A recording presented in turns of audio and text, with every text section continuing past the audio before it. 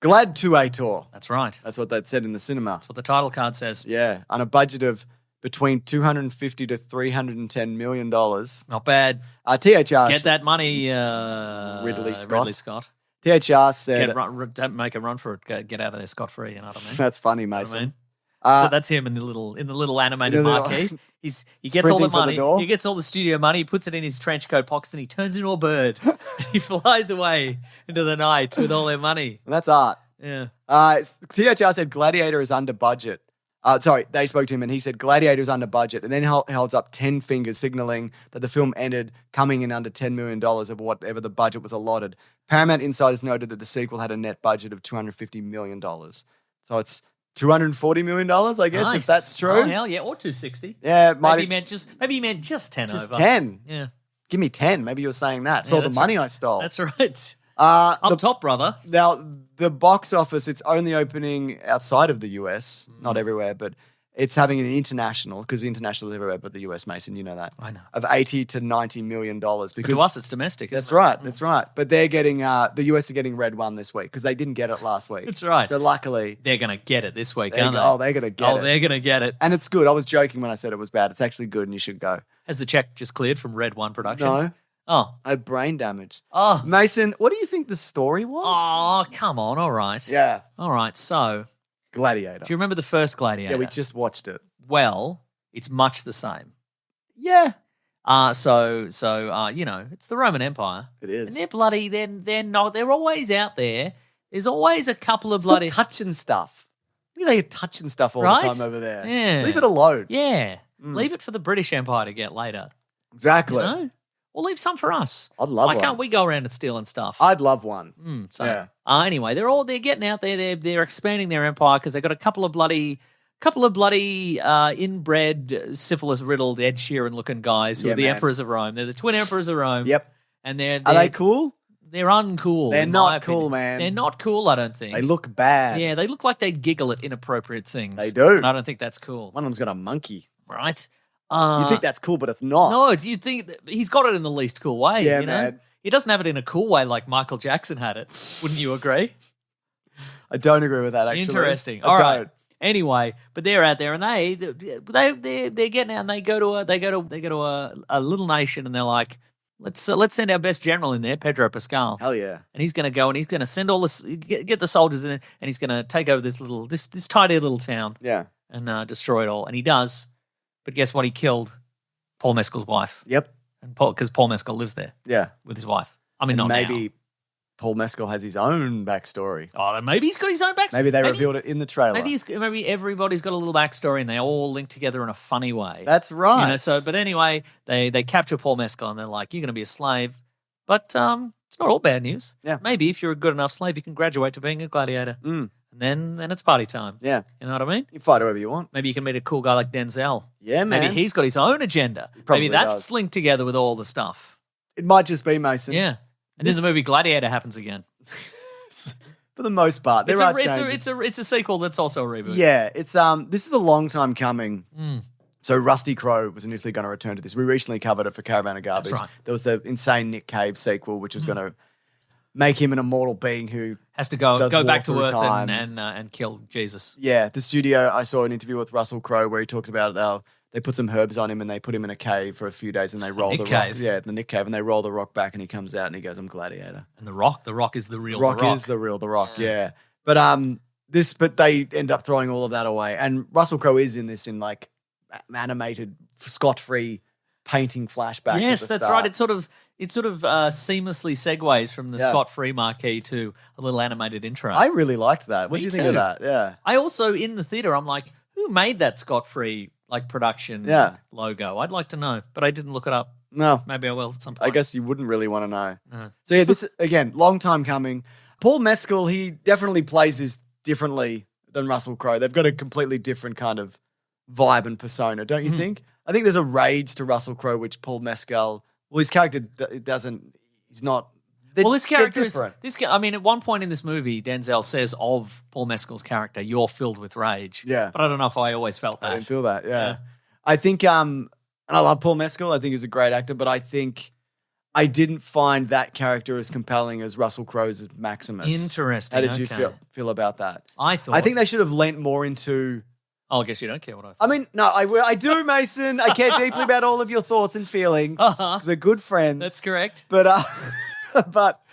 I think... I noticed you didn't invite me on your boys' weekend where you all got COVID. You wanted to go and... Get COVID? No, I didn't want to do that. And meet a bunch of dads? No, that sounds awful. But it would be nice to be asked. So I could say no. I'll that ask sounds you next bad. time. No, I don't want to go. I don't want to ask you in case you do say yes. I don't want it to be like a gesture and then you actually take me up on it. Then I'm like, I didn't really want him to come. Yeah, exactly. I didn't want to go. So let's just keep the dynamic the same. We can do that. But I think, you're right. They're talking about what kind of person he is, but he's not really that kind of person. No. Yeah, or didn't come across to me. But, he's very charismatic and he's good in all the action sequences. Well, it's interesting because I'd only ever... The only Paul Mescal thing I'd seen was All of Us Strangers with the Andrew Scott movie. Oh, I got to watch that, yeah. And I know he's in Normal People, and that's all... Normal People's incredible. That's all modern day stuff, so I'm like, I wonder how this is going to play as a... Is he a modern day man? Is he going to fit in here? But fortunately, like, his modern day haircut looks... Yeah. Like, we've moved back into the sort of that Roman hair down look. Hair down look. So, Hair down look, boys. Seamless. Let's go. That's right. Yeah. But I thought he did a good job. I think Yeah, I agree. Yeah, very compelling. I just don't think the narrative is as interesting as the first one. Okay. I think it kind of... I found the narrative to be the same. Yeah, well, that is probably also true. Uh-huh. I think it's interesting that they've got some returning characters and actors like Connie Nielsen returns as... I was going to say who she is. I mean, she's Marcus Aurelius' daughter. Yeah, and she's in the first one, and maybe she has a son or whatever. Yeah, disappeared in the first movie. What happened to him? I don't know. And Derek Jacobi comes back as Senator Gracchus. So it's those two. And I really wanted Jimon Honsu to turn up. He could have been, and I did, because there's a gladiatorial doctor in this who I actually quite liked. I don't know the name of that actor, but I think that could have been a role that maybe he could have done. Well, see, you would want Jimon Honsu to be here, but unfortunately for you, he got such a big paycheck on Shazam 2, Fury of the Gods. He doesn't have to come back. Because he did that sequence where he had his head on Wonder Woman's body or whatever. Exactly. That was a good movie. I think so too. Yeah. So I think also I think Pedro Pascal is great. I think I would have loved to see more of him. There's a real nuance to that. Well, I was going to say he's more Maximus than because he has been sent to he's the general that's sent with his army to take over various regions for these emperors, and when he knows they're lunatics. Yeah, and he wants to come back and just leave it alone, but they keep wanting to expand the empire. But he's that's his duty, that's his job, and he doesn't want to do it. And of course, he didn't personally kill Paul Mescal's wife, but he ordered it. He commanded it. So now he is the target. Yeah, he's as decent a man as you could be, I guess, in that time period, and doing his job. And well, he's doing the Rusty Crowe job. Yes, which is also interesting because it's revealed in this that he worked for Maximus. Like he was in his legion or whatever. Yeah, he was his towel boy. And so he's obviously you would think he is the antagonist. Yeah. Because he's the man Mescal wants to kill. Paul Mescal, the actor. Yes. But I think compelling performances around. I think Denzel is great. He's a former slave who has a real interest in wheeling and dealing and power brokering and moving and shaking. Yeah. Maybe he's got more power broking than we know. Yeah. Denzel Washington, really good. Yeah. Really fun in this. I know he's talked about how he's just getting out there and having a real good time, and you can see that. He's just he's living it up, Mason. Yeah. And I really like Joseph Quinn and Fred and Hitching. Maybe. They were good as the Syphilis brothers. Yeah. Also, a nice preview of what Pedro Pascal and Joseph Quinn are going to be doing in Fantastic Four. I didn't even think of that. Fantastic Four together. It's just Quinn being really creepy and weird. Yeah. Yucking it up. Hey, Reed, should I flame on, Reed? Hey, Reed. Is it time to flame on so I can fucking act as Reed? I think there's a jumping around about who the villains are in this in a way that I think you don't get enough time to latch onto one before they're kind of... Oh, interesting. And the final villain kind of like... I wouldn't say comes out of nowhere, but it kind of... They take this handbrake turn into like... It's Hitler. It's Hitler. Yeah. Time-traveling Hitler. Yeah. It's part of the Nick Cave script. But they do, don't you? I felt like they took this turn into, this is the bad guy. And like, I know he's a bad guy, but there's a particular act that this person perpetrates just before like the climactic thing. I guess so. But I mean, I think overall I enjoyed all the intrigue. Okay. There was the wheelins and dealins. And there's so many kind of, it's a world full of like people, they're eavesdropping behind some vine. It's a world where there's always just somebody in a toga behind a column, covered in vines, and they're just like, ooh, someone's plotting against the emperors. I'm not complaining about that, Mason. Yeah. But you're right, it is the same narrative in the first movie where they're planning a revolution to overthrow the emperor, except it's emperors because it's a sequel. That's right. Do you reckon they wrote emperor, $sign? I think they probably did, yeah. Yeah, but because it is, and I guess it's the same thing like The Force Awakens did. It's like the end of the movie was let's return Rome to a republic. And then and this they're like, but they didn't do it. So I guess. Oh yeah, the bad guys came back actually. Yeah, they came back but now they're weird and there's two. They were more inbred than they were before. One as a monkey. And they've got more monkeys as well. Yeah. They've got mutant monkeys. They've got a lot of mutant monkeys and sharks and rhinos. They've got so many rhinos they're eating the rhinos. They're eating rhinos out there, mate. Well, let's talk about the battle sequences. Because I think they don't hit like the old ones. Oh, interesting. Did. Yeah, okay. I think they are more complex. Like there is one where they flood the stadium and they have a sea battle. But which might be true. Yeah, they used to do that. Yeah, they were going to do it in the first movie as well. There is, of course, a scene where Denzel is reading the newspaper. That's true. Which I assume is being manually written out by a slave, thousands of copies. Yeah, that's how the they printing did press didn't exist at that point. God, that's cool as. Yeah. There was I thought the best fight was the baboon fight at the start. Oh, yeah, okay, sure. So at one point, in one of his earlier battles, Mescal is sent out, whose character's name I can't remember, is sent out with a number doesn't that say something also that you don't remember the character's name? Just because it's not Maximus. They should have called him Maximus. I'll tell you his name. So his name's Hanno. That's his real name. Correct. Yeah. But yeah, he's sent out with some other gladiator, like trainee gladiators, and they're like, all right, we'll see how you do against a couple of guys. Okay, you did well against a couple of guys. What about some insane CGI baboons? Yeah, would you like that? Yeah, freaky. It was good. It was kind of like a zombie fight. Yeah. I enjoyed. There's the sequence where Hanno decides. He doesn't decide. He's set up against. It's like the previous movie where he's set up against like one of the veteran. Gladiators, and it's a guy on a tricked out rhino with and he's got a bunch of gadgets and gimmicks. He's got bolos and axes and swords and all sorts. Also, when that guy came out on a rhino and there's like 9 of them, I'm like, that's not good for you. Like a guy on a rhino, notoriously unreliable animal. Wow, but whatever. Yeah, no, I actually didn't mind that. Yeah, and he's touching the earth. He's touching that dirt, rubbing his hands together, that's right, making it happen. Yeah, I just thought it felt a little less kind of spectacular to me than the whole thing felt a little too, not complex, but convoluted. Okay. I wasn't like, I'm lost, but I'm like, this feels unnecessarily like, I don't know. Would you say you were lost? I didn't know what was happening. Yeah, that's what I figured, yeah. Yeah. So what they're doing is they're showing a series of still images. Yeah, but no, what do you mean? 24 of them in a second. No, because it was like you watch it. Yeah, but they show a bunch of them really fast, and it looks like they're moving. Yeah, but I would still know if they were still images. Like I know what a still image is, so I don't think that's okay. Maybe I'm wrong then. Yeah, you were definitely wrong. Yeah, I enjoyed like you mentioned. I enjoyed this. There's the sequence where they flood the Colosseum. Wasn't a lot to it. No, but it was sort of fun, and because they're replicating a famous sea battle from that era. So they've got the gladiators on one boat, and then a team of Praetorian guards, I guess, or an opposing team of gladiators from another city, I guess. Who knows? Yeah, maybe from New Jersey or whatever. Might have been from New Jersey, yeah. And they have a sea battle. I thought that was fun. Yeah. It was a lot of fun. Just want to point out also, I didn't think it was bad. Yeah, okay, right. I just didn't. I just didn't love it. What I would say, if I were to critique this, I kind of feel like. And it's a problem that, we see in a lot of movies, we see in a lot of comic books. We see it so much in comic books that there's a term for it. It's called fridging. Oh, yeah. And I think, Paul Mescal has a wife for 2 minutes in this movie. So like I mentioned that she gets killed. I don't think it's a spoiler because she's barely in it. Yeah. She's in it for 2 seconds and then... Not a character. Gets an arrow to the chest. Yep. And he feels bad about it. And then I think later on there's another one where it's just like... Yeah, someone dies and then they get over it. Yeah. So... Someone dies and they get over it. Yeah. Should we do some spoilers?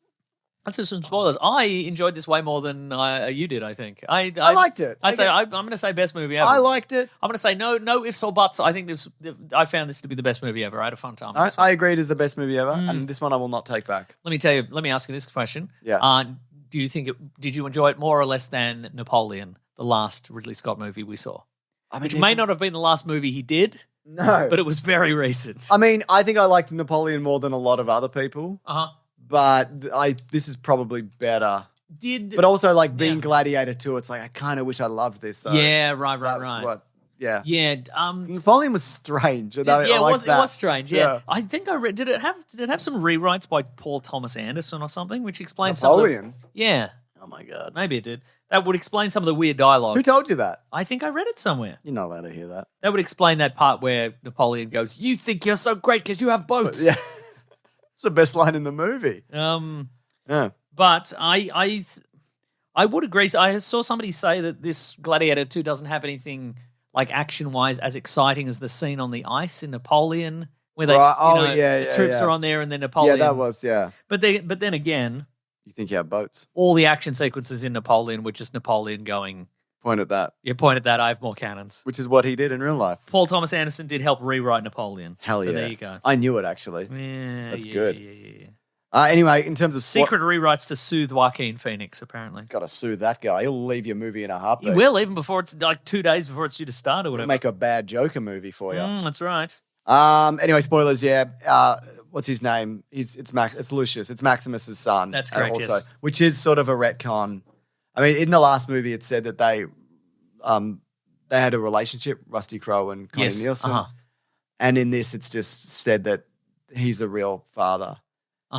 Which would mean maybe he cheated on his wife or was before he got married or whatever. But I know Russell Crowe is not a fan of that. He's like, it's not in the honor of Maximus. Yeah, right. Which I also think to root around. But I also think that like it was an era where like he wasn't a perfect man. Root around Rusty doesn't. Root around, like he doesn't respect that. He wasn't a perfect man. Well, and like I think that's not out of character if he did root around. Sure, yeah. You know? Yeah, it was the done thing. It was a done thing. People did it. That's right. Yeah.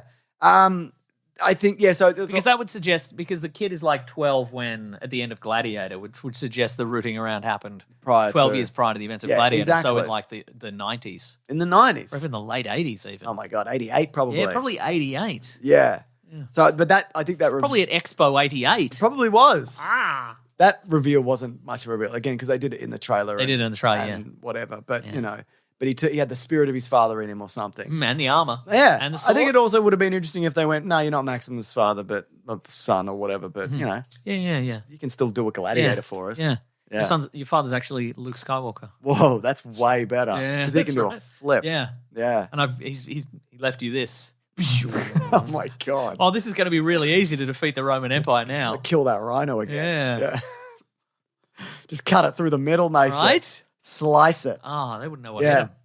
I think, so there is the element of revolution in this where they want to restore Rome, etc., and then they get captured. Mm-hmm. I think Pedro Pascal's character was really interesting in that respect where, like, he was just sick of it and he's like, okay, I'm going to go along. And then I think that's an interesting relationship between him and Lucius, though, that he's the one who indirectly got his wife killed, but they both have a common interest. Yes. Of the mother character. Sure. And they don't like Rome much, maybe. Or they think it's a dead Yeah. dream or something. Maybe don't live in Rome then, idiots. Maybe don't, this place dumbass. sucks Stop and coming back to whatever. Rome. Yeah. I also loved Timothy. I didn't have the actor's name, but it's here. Timothy McKinney, who's the senator who's addicted to gambling. Oh, yeah. That's fun, yeah. He's Captain Darling in Blackadder. Oh, yeah, right. Yeah. Yes, he is, yeah. And Lord Percy. Yes. He's in every era of Blackadder, I think. Yeah. Yeah. And he's in Notting Hill. It's true. It's a good movie. It's true, but I always like seeing him. Yeah. I did think it was like, so in terms of when I said the villainous turn, so you see like Denzel Washington wheeling and dealing throughout this until he basically ascends to like become the head of Rome very briefly. There's a moment where I thought he stabbed both of the brothers. It's kind of made unclear where he gets one to turn on the other and then he kills one of them and then the insane one is left behind. But did the subsequent scene where the second brother's still alive, did that clue you in that he was still alive? He was alive? The second brother? The one that wasn't stabbed. Oh, yeah, no, then I knew. Yeah, Then I knew that he The wasn't. subsequent scenes of the movie where one of them was and still he made alive. a monkey the president or whatever. Yeah. No, I remember that. Yeah, Yeah, nice. that definitely great. helped. But then there's a moment where they're in the arena and Connie Nielsen's character is going to get executed. And before he runs out, he just like shoots her with a crossbow. Yeah. Just like, just quickly, just before I run out of here. Yeah. I'll just do this just now. And I thought it felt really kind of. I felt like did it feel to you like as the audience we would, if he didn't do that, we'd still love Denzel too much? Yeah, maybe. Because in a way, it's the same thing that I think Marvel movies do a lot, or and Marvel shows and etc., where you like the villain too much, so they're like, well, just blow up a school. You know what I mean? It's that thing of like because at the end, of course, it has to end with it's going to end with the battle between sword fight in a river. Sword fight in a river, exactly. But at that point, Denzel has basically been like, well, I was wronged by the Roman Empire. I was made a slave. Yeah. I've worked my way up, and now I've killed the two brothers that we all hate. Yeah. And I'm going to bring down this awful empire. Yeah. He'd be like, good. You guys should team up. Yeah. But then he's like, well, I'll just kill Connie Nielsen, though, Just and then you'll quickly, hate me. Yeah. You might be right. But also, it didn't seem to really add too much to his rage or his sadness. No, at the see, that's end. what I'm saying. It was Yeah, just like, I guess it was I the did same- like my mum. Yeah. I did like her, actually. Yeah, there wasn't. Yeah, when he's on because he is there to rescue her on the float where she has been tied up. Yeah. And then she gets shot like inches from him, and he's Yeah. just like, oh, Yeah. huh, Ooh. well, I'm gonna save check. me some time. Don't have to undo these bonds Nah, here. man. Yeah. I'd chase this guy into a river, cut his hand off, That's give him a right. big stab, Mm-hmm. and bring Rome together, etc. That's right. Yeah, I don't know. It just felt a little off. And then at the end, he prays to his mother and father, and you're like, oh, is Rusty Crowe going to come back from the afterlife as a blue ghost? No. But what if he did? Lucy, it's me, your dad. Get in this time portal. We're going to go assassinate Archduke Franz Ferdinand. What? Yeah, that's right. World War I has to happen. Is that good? Yeah. What? Yeah, we're going to have a bloody good time. All right. Let's go. Yeah. Yeah, I mean, this is also going to lead into a sequel, it seems. But before we talk about that, they took out Denzel Washington kissing a man. He's like, I kissed a dude. They took it out of the movie. Huh. Why didn't they put that in? They also cut out, unless I'm imagining it, wasn't this movie going to have May Calamawy, who was the woman in Moon Knight? Yes. So she is supposed in this. Yeah, okay. In the background. Is she? Yeah, no, apparently she Okay, is right. still in it. But no, not as She looks like an extra. Right. Yeah. Yeah, because she's not in. I'm looking at the Wikipedia page, she's not on it, but I remember at the time thinking, oh, yeah, she's that main role, but I guess no. She's that main role you said to yourself. She's that main role. Yeah. Well, there you go. I don't know, man. But anyway, in terms of a sequel, this is via Premiere, or it was at the Premiere. I don't know. They asked Paul Mescal, and they're like, "What are you doing? Are you going to do Gladiator 3? Glad 3-8? Glad 3-8. And he said, "No, seriously, I've lit the fuse. The ending of Gladiator 2 is reminiscent of The Godfather, with Michael Corleone finding himself with a job he didn't want and wondering, now, Father, what do I do? So the next will be about a man who doesn't want to be where he is." Okay. Yeah. I mean, assuming this does well. Yeah. There were a lot of people in my It is cinema. going well. Yeah, there were a lot of. This has drawn people in. I think it'll do well. Yeah, there was. I had a. It wasn't a pack. It wasn't a full cinema. But it was certainly. Yeah. It was. There was like. Would you use the word respectable? I would say there was a very respectable amount of people there for a Sunday afternoon. Yeah. About 6 people left. Okay. Like.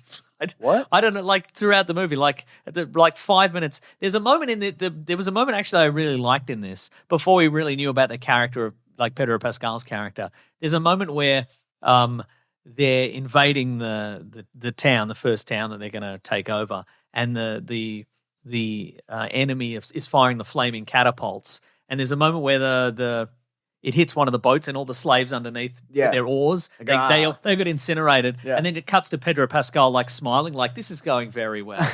And I was like, oh, okay, that's what the kind of movie this is. It's kind of like they don't care about the little people kind of thing. But and yeah, like that was happening, and I'm like, this is good stuff. And there was like 4 teenagers in front of me, and they're like, no, I don't want to watch this anymore, and they just left. What? And I'm like, and then sort of midway through, another couple of people left. I'm like, what kind of movie did you think this was going to be? Were you like, well, this is just a remake of Gladiator? I don't want to watch it. Well, that's again. what you were doing. That's what I was doing. You were saying to everybody. Yeah, that's right. That is wild.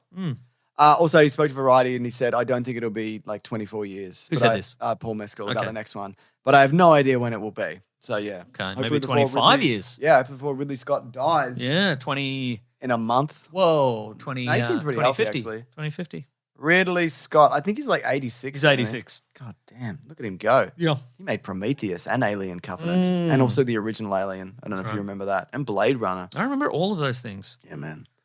Movies. Matt Lucas is in this from Little Britain. Oh, yeah, he is. Yeah. Okay.